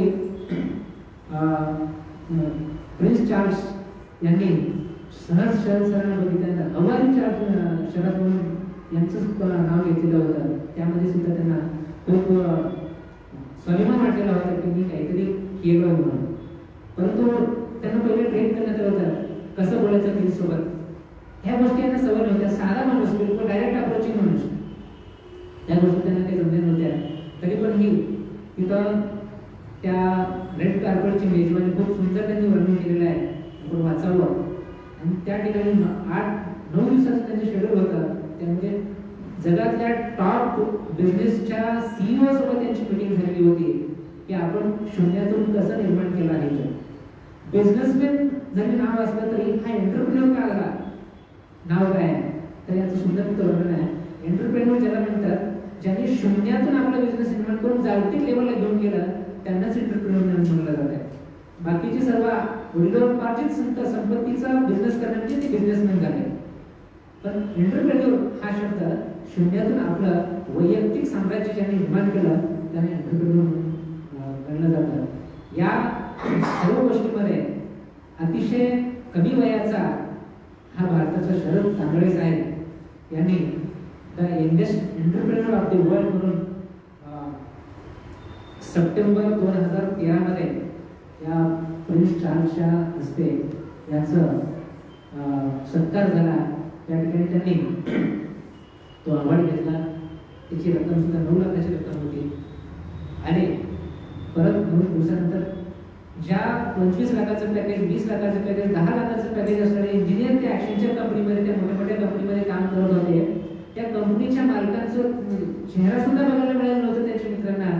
त्यांच्यासोबत त्यांची एक दिवस मेजवानी आणि अपॉइंटमेंट झालेली होती. इतक्या मोठ्या पदावरती पोहोचला होता. तसे एकमेव कारण अंतःकरणातून परिश्रमाची पराकाष्ठा त्यांनी केलेली होती आणि त्याचं प्रतिफल आज मिळायला लागलेलं होतं. आणि त्यांनी सगळ्या त्या अक्षयच्या सीईओ सोबत मीटिंग करत असताना सहज त्या 25 लाखाचं पॅकेज असलेल्या मित्रांना फोन लावला की तुझ्या कंपनीमध्ये काम करतोस, त्याच्या मालकांना तू भेटलेस का? नाही म्हणून सांगितलं. तो कुठलाही कामगार एक कोटी पॅकेज असलेला इंजिनियर सुद्धा भेटू शकत नाही. पण मी त्यांच्याशी बोलतोय, बोलून काय स्वाभिमान वाटलं त्यांना. आणि मित्रांना त्या शिवसोबत बोलायला त्यांनी संधी दिली. आणि त्यानंतर ते परतीचा प्रवास चालू केले. परतीच्या प्रवासातून ते आल्यानंतर इथं पूर्ण देशभरामध्ये अशी कृती करतात आपल्या भारतामध्ये, त्या कृतीचा सुगंध आजूबाजूच्या न होता बाहेरच्या होत असतो. जसा गाईच्या स्तनाच्या बाजूला तिथे केचूळ बसलेला असतो, पण त्याला माहिती नसते तिथे दूध आहे म्हणून. दूर बांधलेलं वाचून धडपडत असते तिथं अमृताची दूध मिळणार आहे म्हणून. तसा बाहेर लंडनमध्ये माहिती झालं शरद कांबळे नावाचा एक जगप्रसिद्ध बिझनेसमॅन झाला म्हणून, फक्त आपल्या इथं भागामध्ये कोणालाच माहिती नव्हतं. ते अवॉर्ड झाल्यानंतर पुन्हा दुसऱ्या दिवशी भारतभरून प्रत्येक न्यूजला शरद कानवेला यंगेस्ट एंटरप्रेन्योर म्हणून काय त्यांचा सन्मान तिथं झालेला होता. पुन्हा त्यांचे कॅलेंडर बिझनेस वाढलेलं होतं. त्यांनी खूप सुंदर असं वर्णन असं केलेलं आहे की त्यांनी विजन कसं असायला पाहिजे, पॅशन असायला पाहिजे, छंद. हे श्रीमंत लोक इतका पैसा त्याचे 10 पिढीलाही पुरेल इतकी संपत्ती मिळवला असतानाही ते आनंद एन्जॉय का करत नाहीत. ते पुन्हा लवकर पहाटे उठतात, पुन्हा परिश्रम करतात. का करतात तर ते त्यांचं पॅशन बनलेलं असतं, त्यांच्या जीवनाचा भाग बनलेला असतो. आणि अशा एंटरप्रेन्योरची आजच्या जगाला गरज आहे हे त्या प्रिन्स चार्ल्सने सांगितलं. एवढा मोठा जगावर राज्य केलेला माणूस इतका पोलाइट त्यांना बिहेव केलेला होता की त्यांचा स्वतःचा भाऊ त्यांच्या सासरवाडीमध्ये सुद्धा त्यांचा रिस्पेक्ट झालेला असेल. इतकं रिस्पेक्ट देतात, ते माणुसकीची कदर करतात, कष्टाची कदर करतात, म्हणून ते जगावर राज्य करू शकले असं त्यांनी तिथं त्या इंग्रजांचं सुद्धा त्यांनी तिथं वर्णन केलेलं आहे. तर समाजामध्ये जगामध्ये राज्य करणं म्हणजे शुद्ध तात्विक सेवा देणं आणि आपल्या भाषेतलं माधुर्य पुढच्यांना पटवून देणं हे एक उत्कृष्ट एंटरप्रेन्योरची कौशल्य असतं. आणि यातून अनेक मग आवड ही का देण्यात येतो, त्यांना काही काम नाही तर आवड का देतात या गोष्टीवर सुद्धा त्यांनी प्रकाश टाकलेला आहे. जर माझ्या घराचा शेजारी दुःखी असताना, प्रसंगात असताना, कष्टात असताना मी माझं सेलिब्रेशन मन भरून करू शकत नाही. मी ज्यावेळेस सुखी होऊ शकतो तेव्हा की माझ्या बाजूचा सर्व परिसर आनंदाने जर वागत असेल, नाचत असेल, तेही आपल्या संसाराचं सुंदर असं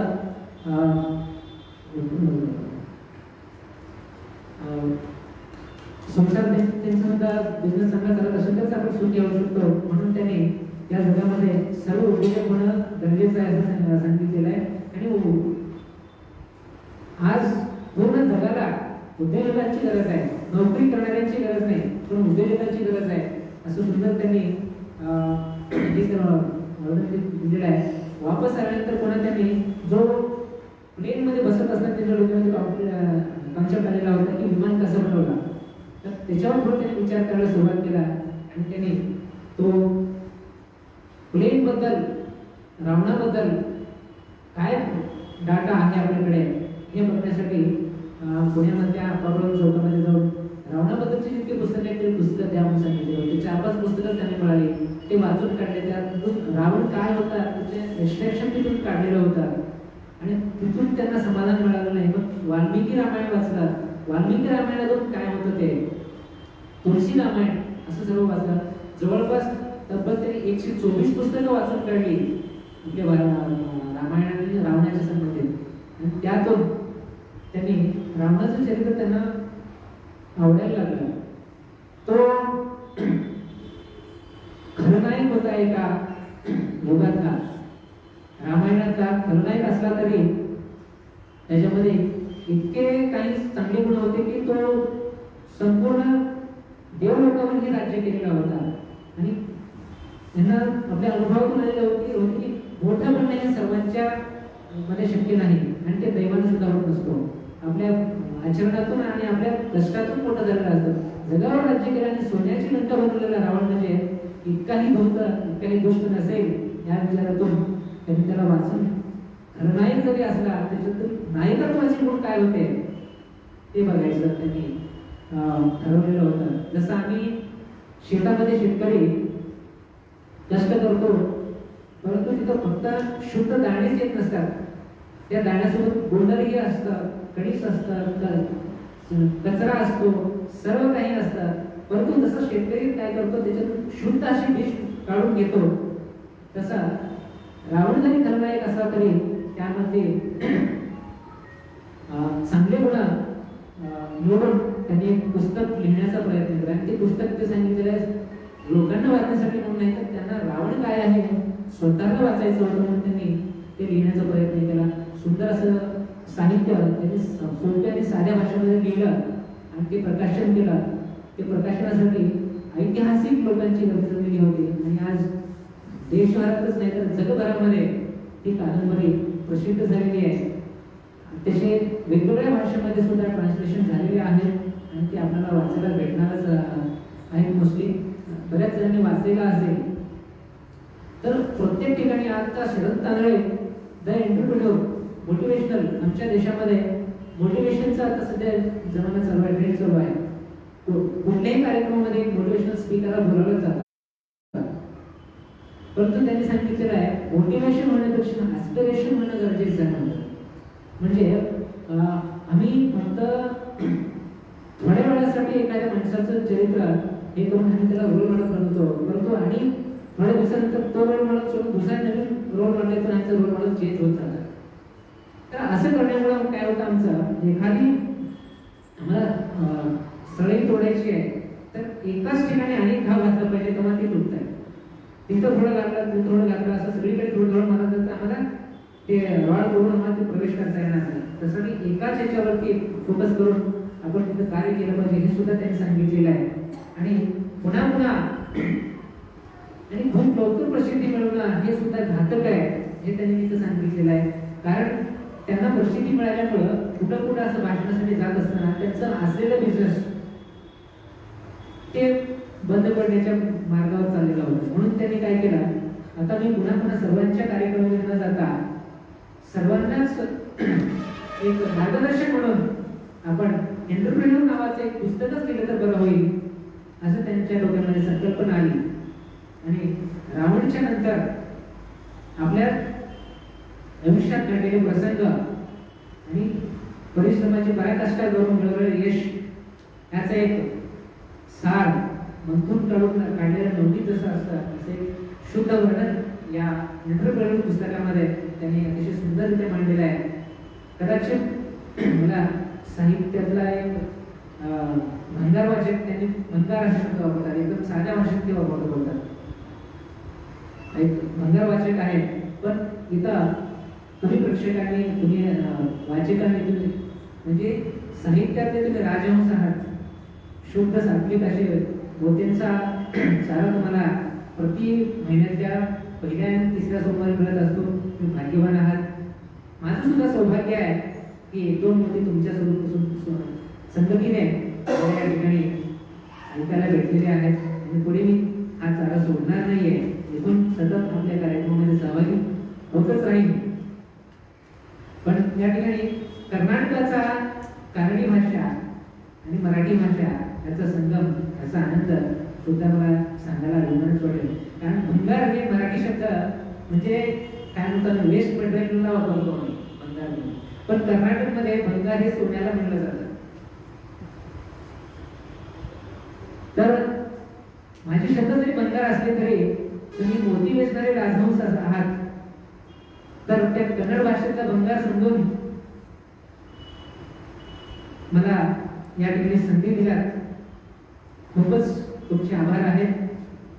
आणि वक्तृत्व पहिलंच पुष्प या ठिकाणी आपल्यासमोर समर्पित केलेलं आहे. स्टेज केलेलं आहे, परंतु एखाद्या विषयावर चिंतन पहिल्यांदाच मांडलेलं आहे. म्हणजे मांडण्यामध्ये काहीतरी त्रुटी आलेल्या असतील तरी सर्वांनी आपण क्षमा करावं. वेळ सुद्धा भरपूर झाली आहे, तुमचा वेळेची मर्यादा मी ओलांडलेला असेल असं वाटत आहे तरी क्षमा असावी. पुन्हा एकदा सर्व तुम्हा वाचक देवतेचं मनपूर्वक आभार व्यक्त करतो. धन्यवाद. धन्यवाद सर. आपण अत्यंत सुंदर अशा पद्धतीनं या ठिकाणी संवाद साधलेला आहे. भालकीहून येऊन या ठिकाणी आपण एका साहित्य कृतीवर एवढ्या चांगल्या पद्धतीनं विचार मांडलेला आहे आणि याचा आम्हाला सगळ्यांना आनंद आहे. असो, यानंतर या ठिकाणी आपण उपस्थितांच्या जन्मदिनाची ग्रंथभेट आपण देत असतोय आणि आज उपस्थितांमध्ये जन्मदिन असणारी व्यक्ती एकही या ठिकाणी नाहीये आणि म्हणून आपण आज या कार्यक्रमाला आवर्जून उपस्थिती नोंदवलेले काही सन्माननीय आहेत त्यांचा सत्कार या ठिकाणी करणार आहोत. सर्वप्रथम या ठिकाणी उपस्थित असलेली शिल्पा महेश घोरपडे ही विद्यार्थिनी हा कार्यक्रम ऐकण्यासाठी खास पालखीहून तिथून इथपर्यंत आलेली आहे. हा, तर तिचा सन्मान करण्यासाठी मी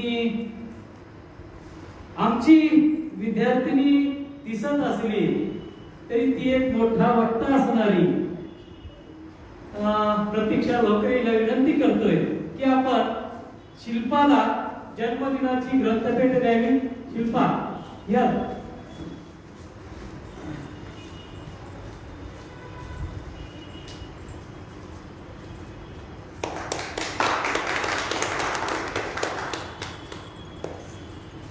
धन्यवाद. याचबरोबर या कार्यक्रमाला उपस्थित असलेले आपले पाहुणे वाल्मिक गरगट्टे आणि दाक्षायणी गरगट्टे दोघेही या ठिकाणी उपस्थित आहेत. तेव्हा या ठिकाणी आदरणीय दाक्षायणी गरगट्टे यांना विनंती करतोय आपण समोर यायचं आहे. आपल्यालाही जन्मदिनाची भेट या ठिकाणी दिली जाते, यावं. आणि याचबरोबर आदरणीय वाल्मिकजी गरगट्टे दोघांनी समोर यायचं आहे. या दोघांचा सन्मान करण्याची विनंती मी आदरणीय नळगीरकर सरांना करतोय की आपण या दोघांनाही ग्रंथभेट देऊन दोघांचाही सन्मान या ठिकाणी करावा.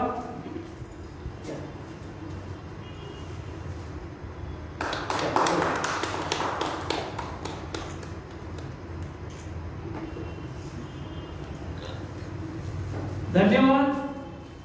यानंतर बऱ्याच वेळेला असं होतं, नवऱ्याचं बायको कधीच ऐकत नाही, अशा अनेकांच्या तक्रारी आम्ही ऐकलेल्या. परंतु नवऱ्याचं ऐकण्यासाठी भालकीहून इथपर्यंत आलेल्या आमच्या श्रीनिवासजी जाधव यांच्या सुविद्य पत्नी आदरणीय सुनंदाताई आणि श्रीनिवासजी यांची कन्या संस्कृती, या दोघांनाही विनंती आपण दोघेही समोर यावं आणि दोघांचाही सन्मान करण्याची विनंती मी ज्योतिताईंना करतोय की आपण या दोघांनाही ग्रंथभेट देऊन दोघांचाही सन्मान या ठिकाणी करावा. या आठवड्यात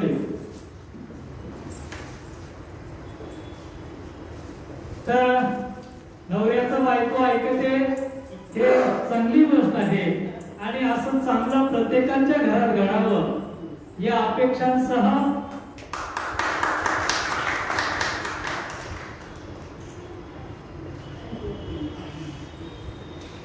धन्यवाद. यानंतर या कार्यक्रमाला ज्यांनी संवादक म्हणून या ठिकाणी उपस्थिती लावली, आमच्याशी सुंदर असा संवाद ज्यांनी साधला, त्यांचा सन्मान या ठिकाणी आम्ही करत आहोत. सन्मान चिन्ह, सन्मान पत्र, ग्रंथ अशा पद्धतीनं भेट देऊन त्यांचा सन्मान या ठिकाणी करणार आहे. मी आदरणीय बाबुरावजी सोमुंशी सरांना विनंती करतोय की आपण आजचे संवादक आदरणीय श्रीनिवासजी जाधव यांचा ग्रंथ, सन्मान चिन्ह आणि सन्मान पत्र देऊन सत्कार करावा.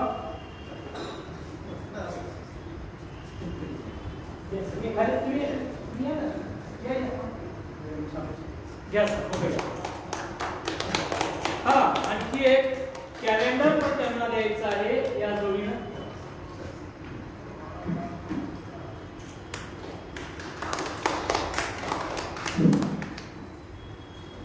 धन्यवाद. उपस्थितांमध्ये जर कुणाला काही प्रश्न विचारायचे असतील, काही चर्चा करायची असेल तर आपण विचारू शकता. आहे कुणाला काही बोलायचं? हा सर, या.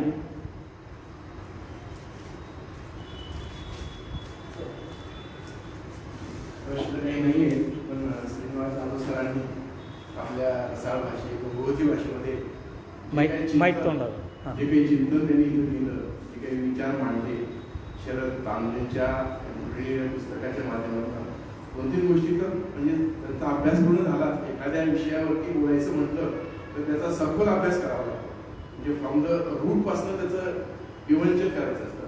आणि हे करत असताना त्यांनी काही उदाहरणं सुद्धा दिली त्याच्यामध्ये. जसं ते फुलफाकराचं दिलं उदाहरण दिलं. म्हणजे आतून बाहेर पडायचं का बाहेरून मारून बाहेर पडायचं, ते अगदी मनाला भावलं. त्यानंतर त्यांनी सांगितलं की एखादी गोष्ट करत असताना समांतर अशा 2 गोष्टी घेतात चालल्या पाहिजे. त्यातली पहिली गोष्ट आहे परिश्रम आणि दुसरी गोष्ट आहे ध्येय. ह्या गोष्टी माणसाच्या जीवनामध्ये फार महत्वाच्या आहेत. आणि हे जेव्हा आपण सला कवितेच्या मध्ये येतो आणि कदम सरांनी हा जो लावलेला आहे रोपट, त्याचे जे वातावरण शोध आहे आणि याची जी पंचसूत्री आहे, सुरुवातीला वाचन आहे, नंतर लेखन आहे, कथन आहे, स्मरण आहे, मग आचरण आहे. म्हणजे आचरणाला सुद्धा त्यांनी इथं महत्त्व दिलेलं आहे. आज त्यांची ऍक्टिव्हिटी जेव्हा पाहतो आपण, स्वतः म्हणजे झालं असताना सुद्धा त्यांची ही जी धडपड पाहतो ते 16 वर्षाच्या तरुणाला सुद्धा लागेल अशी वाटते आपण. तर या गोष्टी सरांनी सांगता सांगितलं की केवळ मोटिवेशन महत्वाचं नाही तर ऍक्टिव्हेशन सुद्धा महत्वाचं. म्हणून शरद कांबळेंनी जो प्रवास केला, शून्यातून जो विश्व निर्माण करतो तो एंटरप्रिनियर होऊ शकतो.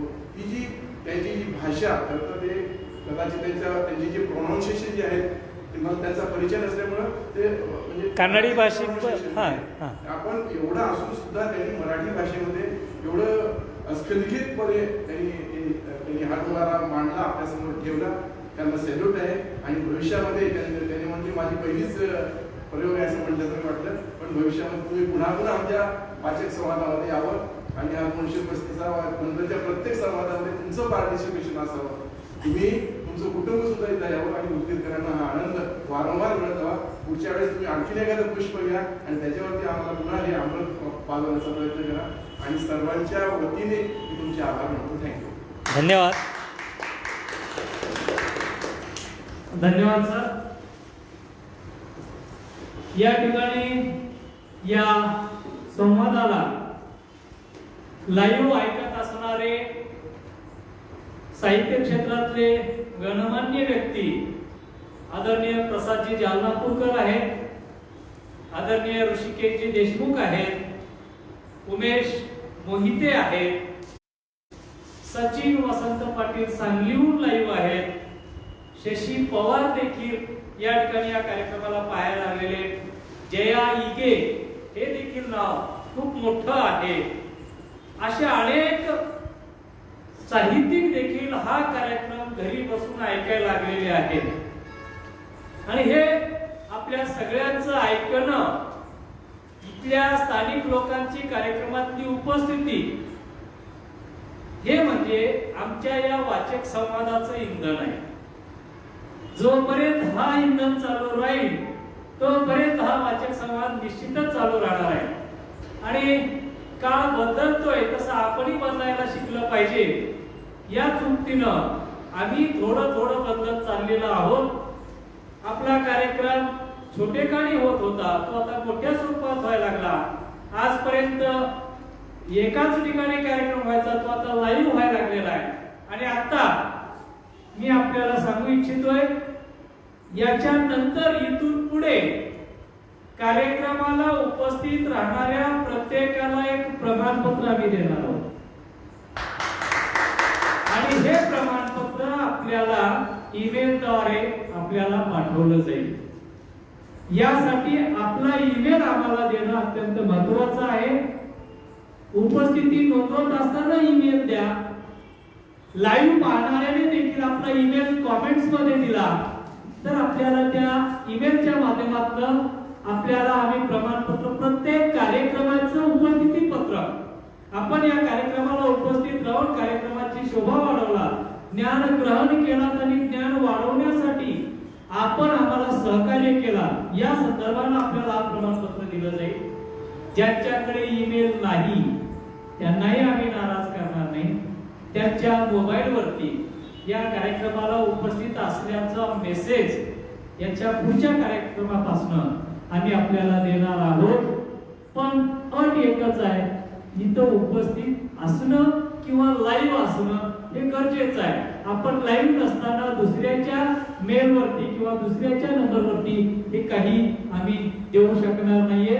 यानंतर कार्यक्रमाला सगळ्यात महत्वाचा असतो तो अध्यक्ष, आणि या कार्यक्रमाला अध्यक्षस्थान भूषवण्यासाठी आम्हाला लाभलेले आदरणीय डॉक्टर करंडे सर, फिजिक्सचे एचओडी आहेत उदयगिरी मॅथमॅटिक्सचे एचओडी आहेत उदयगिरी महाविद्यालयाचे, आणि ते आज आमच्या कार्यक्रमाला उपस्थित राहून आमचं गणित जुळवण्याचा प्रयत्न ते करत आहेत. आणि मला आशा आहे मायनस प्लसचा काही विषय नाही, पण मायनस असतील तर त्याला प्लस करायचं काम मॅथमॅटिक्स करत असतं, आणि आमच्या कार्यक्रमातल्या ज्या ज्या काही गोष्टी मायनस असतील त्या गोष्टी आपण प्लस निश्चितच आम्हाला करवणार आहात. आपल्या कार्यक्रमाला उपस्थितीमुळे आमच्या कार्यक्रमाची शोभा वाढली, त्याबद्दल आपलाही सन्मान करणं हे आमचं कर्तव्य आहे. त्यासाठी आपल्या या उपस्थितीसाठी आपलाही सन्मान करणं, या ठिकाणी ग्रंथ आणि कॅलेंडर देऊन, दिनदर्शिका, काव्यमय दिनदर्शिका देऊन आपलाही या ठिकाणी सन्मान केला जाणार आहे. मी प्राध्यापक सोनकांबळे सरांना विनंती करतोय की आपल्या शुभ हस्ते सरांना, गायकवाड सर यांना विनंती करतोय की आपण आदरणीय करंडे सरांना काव्यमय दिनदर्शिका आणि the being of God in the history of Mankind हे ग्रंथ देऊन सरांचा सन्मान करावा.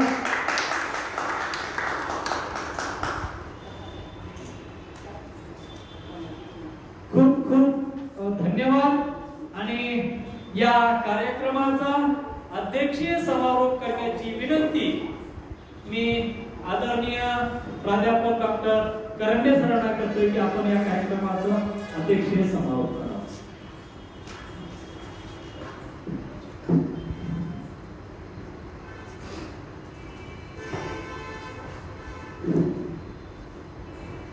चला कविताच्या बाणा ही एक सांस्कृतिक, सामाजिक व शैक्षणिक चळवळ आहे. मागील अनेक वर्षापासून मी या चळवळीचं काम पाहत आहे. मी 2 किंवा 3 कार्यक्रमाला उपस्थिती राहिलेला आहे.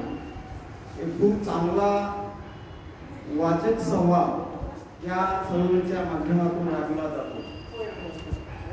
आजचे संवादक म्हणून आपल्याला लाभलेले श्रीनिवास जाधव सर मला वाटतं भालकीहून आलेले आहे. त्यांनी खूप चांगल्या भाषेमध्ये एक शून्यातून विश्व निर्माण करणारे एक सक्सेसफुल उद्योजक त्याला म्हटलं जातं. ते असे उद्योजक शरद तांदळे सर यांनी लिखित केलेल्या पुस्तकावर खूप चांगला संवाद साधलेला आहे.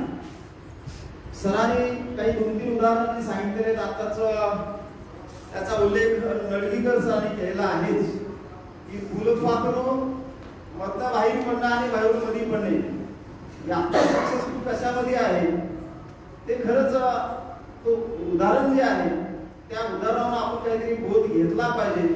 आणि एक सक्सेसफुल उद्योजक कसा बनतो त्या फुलपाखराच्या उदाहरण सांगितलेलं आहे.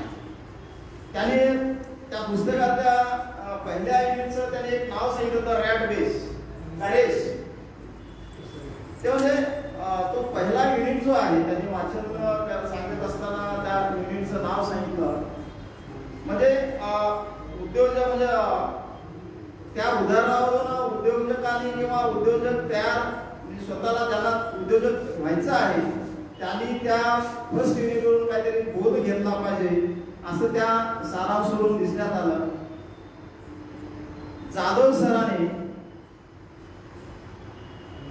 उद्योजक तांदळे सरांचे अनुभव ही खूप चांगल्या साध्या भाषेमध्ये मी अनेक देशामध्ये जाऊन आलो, परंतु आपल्या या अशा या चळवळीच्या माध्यमातून जो संवाद होतो असा संवाद मला कदम जगात कुठं दिसलेला नाही. मी 7 कंट्रीत जाऊन आलो, परंतु असा आपला जो संवाद आहे या चळवळीच्या माध्यमातून जो संवाद साधला जातो असा कुठेही उपक्रम मला दिसलेला नाही आजपर्यंत.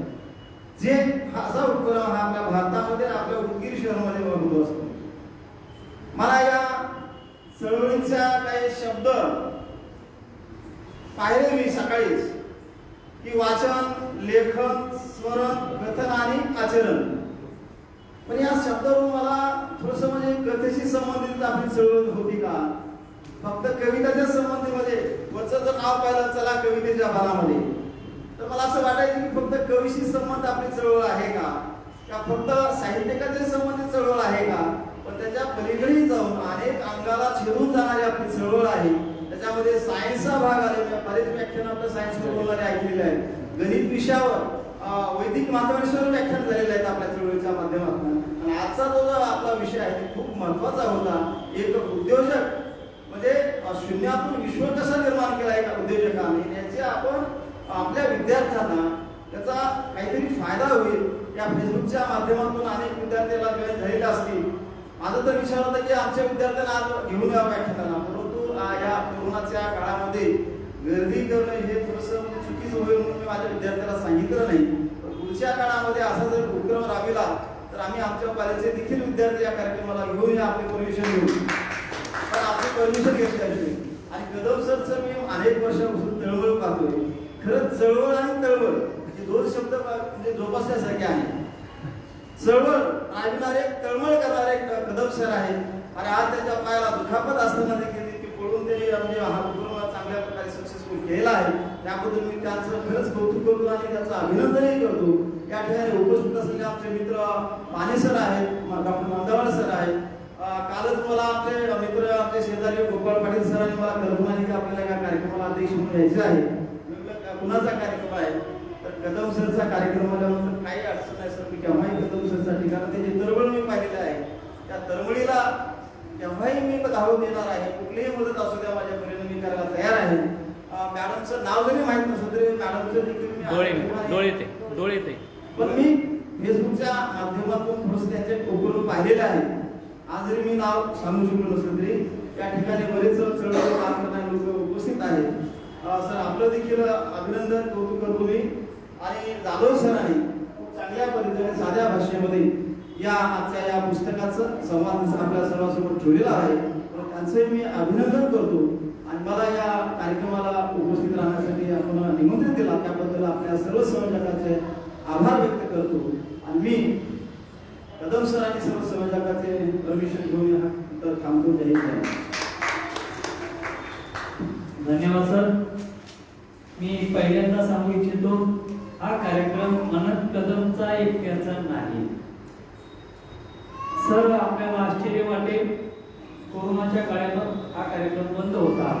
साधारणतः 8 महिने हे सभागृह बंद होतं. खुर्च्यांवरती खूप मोठी धूळ साचलेली होती. या खुर्च्या स्वतः हातामध्ये बकीट, कपडा, सोडा घेऊन आदरणीय बाबूरावजी सोमवंशी सर इथं आहेत, ते स्वतः एकटे, मला येता येत नव्हतं तरी त्यांनी स्वतः येऊन या सगळ्या खुर्च्या धुवून साफ केल्या. ते या कार्यक्रमाचे संयोजक आहेत. आदरणीय प्राध्यापक राजपाल पाटील सर आहेत. यांनी कुठलंही काम सांगा, कुठल्याही कामाची जाणीव झाली की ते सांगण्याच्या अगोदर देखील ते काम करतात. मला पळायला कुठंच ते पुढे जाऊ देत नाही, ते स्वतः पळतात. नुसतं पळतातच नाही तर पैशाचाही त्यांनी कधी विचार करत नाही. हे माहीत 8 महिने बंद असल्यामुळे शेअर उतरून गेलो होतं. इथं आल्यानंतर मला लक्षात आलं आता शेअर नाही म्हटले पाटील सर स्वतः जाऊन त्याला पैसे किती लागले माहित नाही, पैसे घालून घेऊन आले. तर अशी माणसं या वाचक संवादाचे संयोजक आहेत. आदरणीय गायकवाड सर असतील, आमचे नळगीकर सर असतील, प्राध्यापक गोपाळराव पाटील सर असतील, आदरणीय डोळेताई याही आमच्या संयोजिका आहेत. आमची प्रतीक्षा ही दिसायला छोटी असली तरी काही गोष्टी नुसत्या बघण्यानं कळत नाही.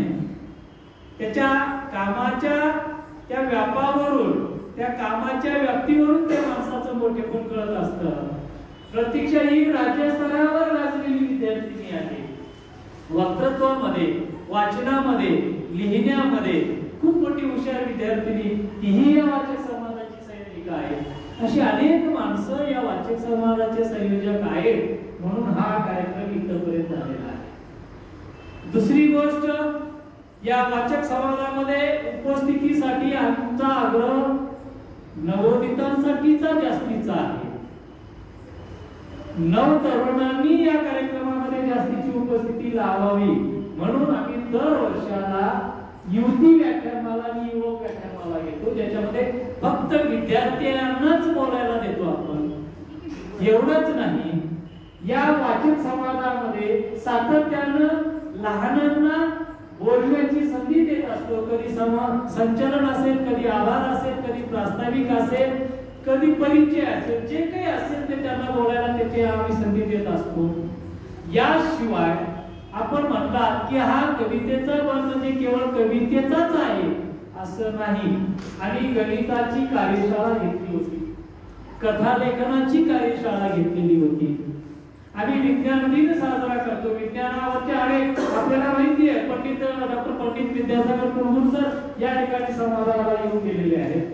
साम टीव्हीचे संचालक राहिलेले संजय आवटे या ठिकाणी येऊन गेलेले आहेत. आणखी मोठमोठी माणसं, शिक्षण उपसंचालक असणारे शरद तेलंग साहेब या ठिकाणी येऊन गेलेले आहेत.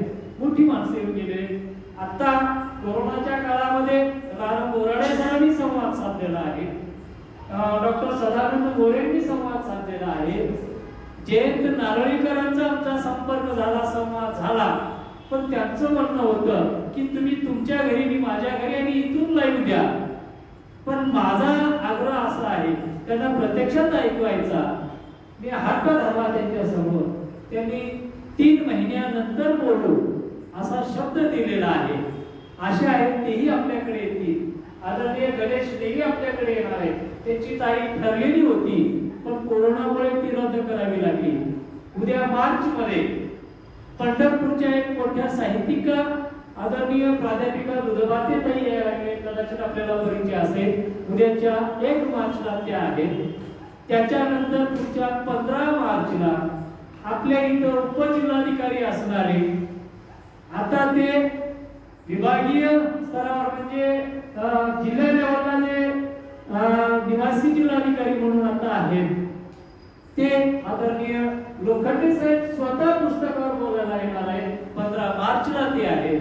म्हणजे पुढची माणसंही येणारी. आणि कवितेचं नाव इथं जरी असलं, केवळ कवितेचा विचार आम्ही कधीच केला नाही. सुरुवात कवितेनं झालं, ही गोष्ट खरी आहे, पण आम्हाला सगळ्याच गोष्टी घेऊन चालायचे आणि म्हणून आम्ही सगळ्याच गोष्टींचा विचार करून पुढे चालतोय. आज या कार्यक्रमामध्ये खरं पाहिलं तर आपल्यालाही बोलायला लावावं असं मी 2 वर्षापूर्वी प्राध्यापक गोपाळ पाटील सरांना म्हणलेलं होतं, पण आमच्या संवादामध्ये कुठेतरी कमी पडलो आणि ती वेळ आली नाही. पण भविष्यात नक्कीच आपण देखील एका साहित्य कृतीवर संवाद साधणार आहात आणि त्यासाठी आपणही यावं. आपल्या कॉलेजच्या विद्यार्थ्यांना आमची विनंती एकच आहे प्रत्येक कॉलेजला, की मुलांनी जास्तीत जास्त या कार्यक्रमाला यावं. विशेष करून ज्यांना MPSC UPSC ची तयारी करायची आहे त्यांनी इकडे यावं. हे जे पुस्तक आहे, अशी पुस्तकं याच्यातनं जे मिळणारं ज्ञान आहे त्यांना पुढे भविष्यासाठी खूप मार्गदर्शक ठरणार आहे. आणि म्हणून जाधव सरांचा विचार होता की त्यांनी आणखी थोड्या वेळानंतर बोलायचं त्यांचा विचार होता, पण मी म्हटलं नाही, आत्ताच बोला. कारण आमच्याकडे लागलेली यादी, त्या यादीमध्ये पुन्हा तुमचा नंबर लागेल का नाही सांगता येत नाही, पण हे विषय महत्वाचा गेला पाहिजे म्हणून आपण त्यांना विनंती केली. असो, यानंतर मी जास्त वेळ न बोलता आदरणीय जाधव सर हे खरं पाहिलं तर कानडी प्रदेशातले आहेत. त्यांच्या बोलण्यावरून आपल्याला या गोष्टी जाणवलेल्या आहेत. कन्नडमध्ये सगळा व्यवहार तिकडे होतोय, तरी पण त्यांनी मराठीतून चांगल्या पद्धतीनं वाचन करून बोललेलं आहे. अशा पद्धतीनं या सगळ्यांचं स्वागत आहे. आजच आदरणीय अरुण जत्थींचं बोलणं माझं झालेलं आहे, तेही भविष्यात आपल्याकडे येणार आहेत. तर अशा पद्धतीने आपल्याकडे मान्यवरांना बोलवायचा आम्ही प्रयत्न करतोय, पण ऐकणारी कॉलेजचे विद्यार्थी वाढले पाहिजेत हा आग्रह आहे. असो, या ठिकाणी या कार्यक्रमाच्या समारोपाकडे जात असताना मी आदरणीय प्राध्यापक संजीव कुमार माने सरांना विनंती करतोय की आपण आजच्या कार्यक्रमाचं आभार मानावं. आदरणीय प्राध्यापक संजीव कुमार माने सर.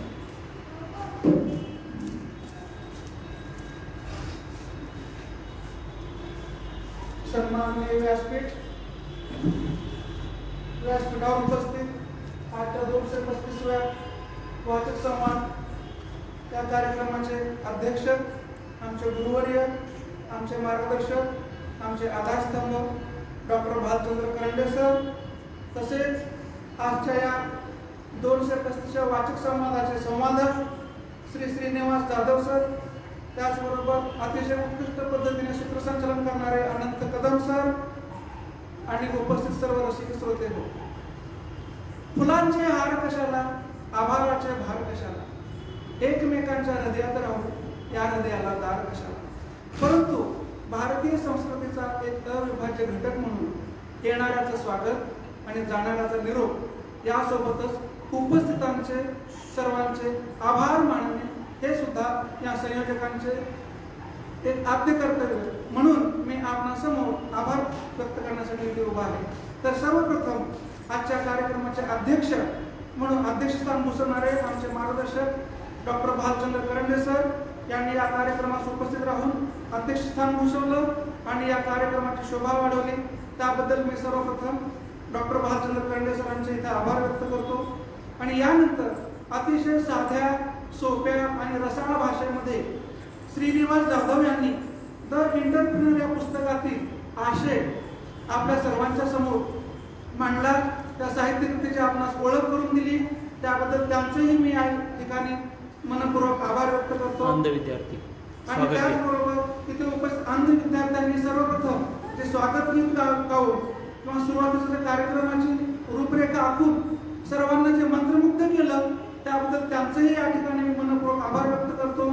त्याचबरोबर उपस्थितांमध्ये डोळे मॅडम असतील, गायकवाड सर असतील, नळगीरकर सर असतील, मंदावर सर असतील, पाटील सर असतील, उपस्थित सर्व रसिक श्रोत्यांचे पुनश्च एकदा मी या ठिकाणी आभार व्यक्त करतो आणि संयोजकाच्या वतीने या ठिकाणी ते कार्यक्रम संपला असं जाहीर करतो. धन्यवाद.